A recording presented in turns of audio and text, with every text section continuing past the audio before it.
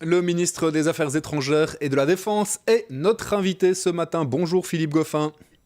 Bonjour. Merci beaucoup d'être parmi nous.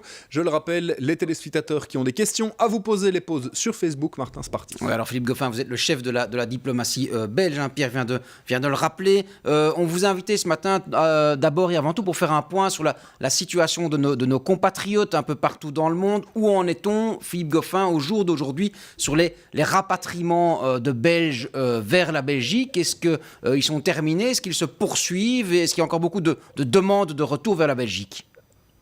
On vient d'organiser en 3 semaines le plus grand rapatriement jamais connu en Belgique. Il faut savoir que nous avons ramené ici sur le territoire belge 3500 personnes et ce n'est pas terminé. Il y a encore des destinations vers lesquelles nous allons nous diriger pour permettre le rapatriement des Belges. Donc je me répète, c'est une grosse opération.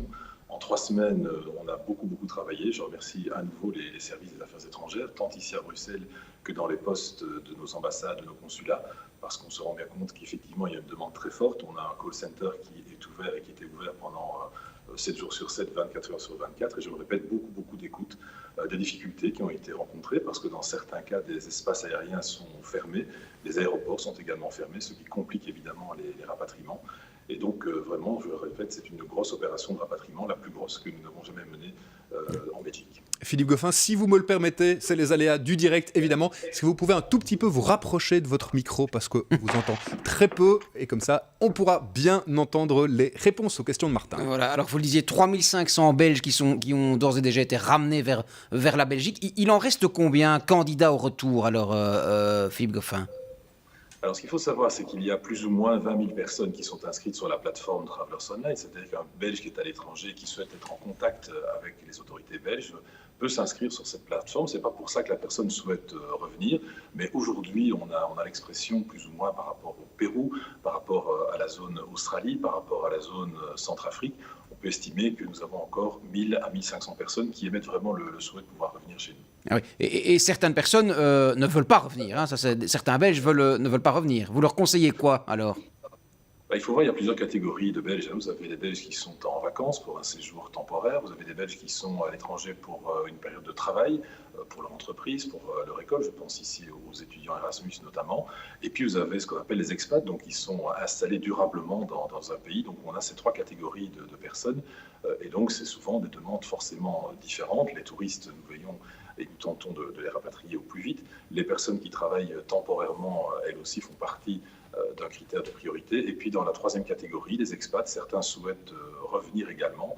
Et là, on a un critère peut-être lié à l'âge des personnes, à leur état de santé, qui justifie un retour.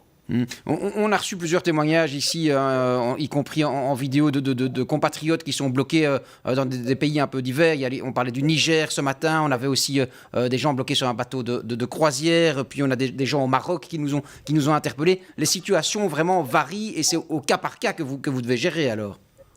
C'est vraiment des situations très variables et c'est effectivement du cas par cas. La première vague de rapatriement, c'était vraiment ce qu'on appelle des masses critiques. Donc vous aviez parfois 300-400 Belges qui étaient sur le territoire, par exemple marocain. Il faut savoir qu'on a organisé il y a une dizaine de jours 7 vols de retour, ce qui a permis à de nombreux Belgo-Marocains de revenir sur le territoire belge ou des Belges uniquement. Nous avons également organisé de gros rapatriements à partir des Canaries. Et puis maintenant, on est dans des phases un peu plus réduites avec, par exemple, pour le Pérou, plus ou moins 200 personnes qui ont émis le souhait de revenir. On travaille également avec les pays européens pour activer le mécanisme de solidarité avec d'autres pays européens. On travaille avec l'Allemagne, les Pays-Bas, la France, le Grand-Duché et d'autres pays pour permettre un rapatriement coordonné et mutualisé quand, effectivement, dans un pays, par exemple, on n'a qu'une dizaine de nationaux. Donc on comprend aisément que dans ce cas, on privilégie les voyages collectifs et communs avec d'autres pays européens. Philippe Goffin, est-ce qu'il y a des pays avec lesquels c'est difficile de collaborer au niveau des autorités publiques et avec lesquels vous avez du mal à travailler et qui n'aident pas la Belgique, on va le demander comme ça? Je dirais, pour prendre un exemple très concret, la Nouvelle-Zélande, aujourd'hui, nous avons des demandes de personnes qui sont en Nouvelle-Zélande et qui souhaitent revenir. Et là, on est face à une impossibilité qui est double. D'une part, l'espace aérien est fermé et d'autre part, les aéroports sont fermés. Donc évidemment, là, dans ce cas-là, c'est via nos contacts diplomatiques qu'on peut espérer éventuellement ouvrir des couloirs aériens très très provisoires. Ça se fait, je me répète, avec d'autres pays de l'Union européenne. Et voilà un cas concret où on rencontre une difficulté liée simplement à la décision de l'État qui fait le choix de fermer et son espace aérien et ses aéroports et qui organise un confinement général. Mais les ambassades belges, elles restent au service de la population belge et des concitoyens belges partout dans le monde. Elles sont à pied d'œuvre.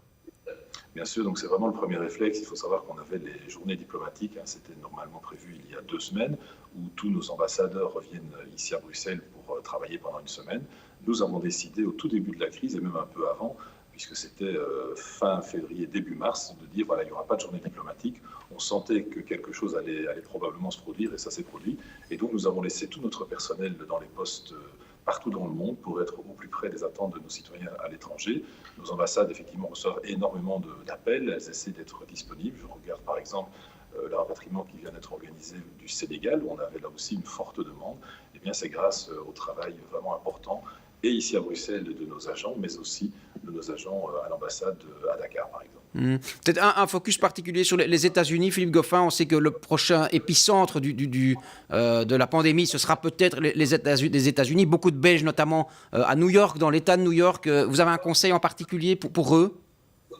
Le conseil pour le moment, c'est de respecter le confinement. De toute façon, ici en Belgique, nous sommes également confinés.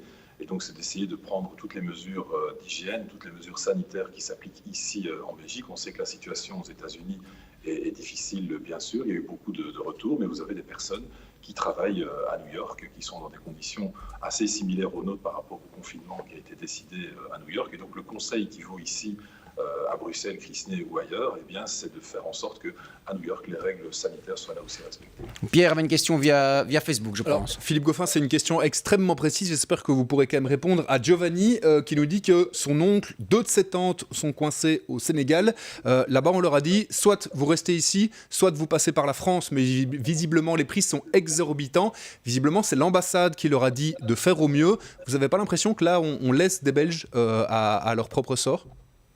Donc, je ne connais pas la situation évidemment particulière, et si cette personne le souhaite, elle peut nous envoyer un email ou nous contacter pour qu'on puisse voir exactement ce qui s'est passé. Mais si vous prenez l'exemple particulier du Sénégal, justement, on a organisé des rapatriements de manière très très forte, avec là aussi des charters qui ont été envoyés par la Belgique pour permettre le retour de nos ressortissants. La communication est passée le plus loin et le plus efficacement possible. Et donc, si malheureusement cette personne-là peut-être n'a pas été suffisamment attentive, je ne connais pas la situation au rapatriement organisé, il est évident qu'on ne peut pas non plus organiser des rapatriements pour 4-5 personnes.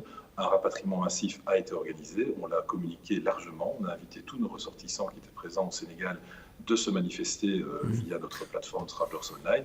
Dans le cas particulier de cette personne, on peut l'étudier évidemment, mais je peux vous dire que le cas du Sénégal en particulier a fait l'objet d'un rapatriement national, mais il y a également d'autres rapatriements par d'autres pays, puisqu'on sait notamment que la France est fortement présente au Sénégal aussi.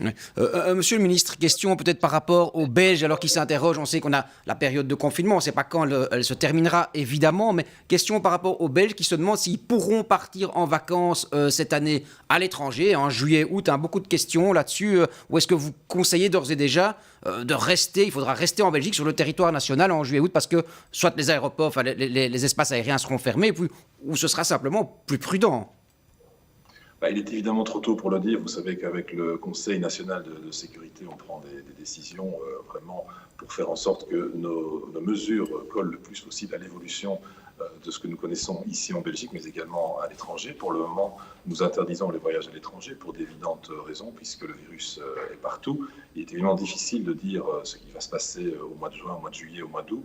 On fait tous évidemment le maximum pour que nous puissions revenir au plus tôt à la normale, mais j'ai envie de vous dire que la Belgique est un très beau pays.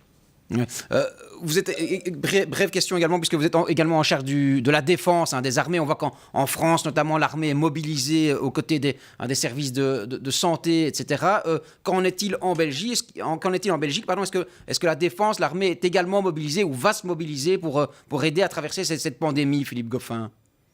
La défense est très très mobilisée, elle est disponible évidemment. Nous travaillons avec le centre de crise, bien sûr, nous avons en permanence des agents qui sont présents là. Nous avons participé notamment à la répartition des masques. Nous allons, lorsqu'on nous appelle directement sur place, par exemple sur des hôpitaux du côté d'Anvers pour créer des sas d'entrée, nous faisons partie également de la task force au niveau de la défense pour les diverses commandes de matériel. Donc là aussi, on est présent évidemment et donc on est disponible pour toute demande. Notre état-major est là, bien sûr, mais peut-être qu'on a des tâches moins visibles qu'en France, la situation n'étant pas la même en France qu'en Belgique. Et c'est vrai que souvent on entend la comparaison de dire, mais on entend que l'armée française est plus présente, voire l'armée italienne, l'armée espagnole.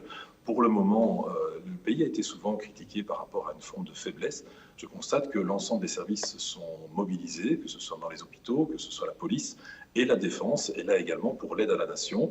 Elle apporte déjà de l'aide, sans doute plus discrètement que ce qui se passe dans d'autres pays, parce que la situation chez nous est sans doute beaucoup mieux maîtrisée, même si elle reste évidemment difficile. Mais nous sommes disponibles et nous sommes déjà actifs dans les différents éléments que je vous ai signalés. Pierre a une dernière question via le digital, je pense. Deux choses encore. Il y a Giovanni qui vous répond, qui vous dit merci beaucoup pour les informations concernant le Sénégal. Il déplore juste un petit peu que le discours de l'ambassadeur soit pas le même. Voilà, ça reste peut-être une petite chose à préciser.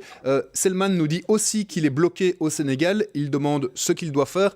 On l'invite donc à contacter les services des affaires étrangères. La question concrète, elle arrive maintenant. C'est Alice qui vous demande si, pendant ces vols de rapatriement, est-ce qu'il y a des mesures sanitaires qui sont prises pour éviter la transmission du virus ?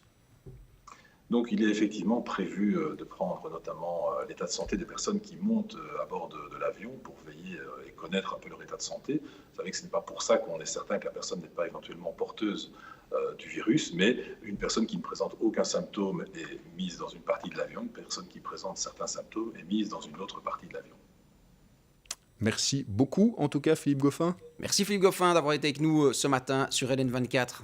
Merci Martin, évidemment. On fait une toute petite pause. Vous restez en plateau. Juste après, on parle culture et du festival Je reste à la maison avec la chanteuse Yael Naïm. À tout de suite.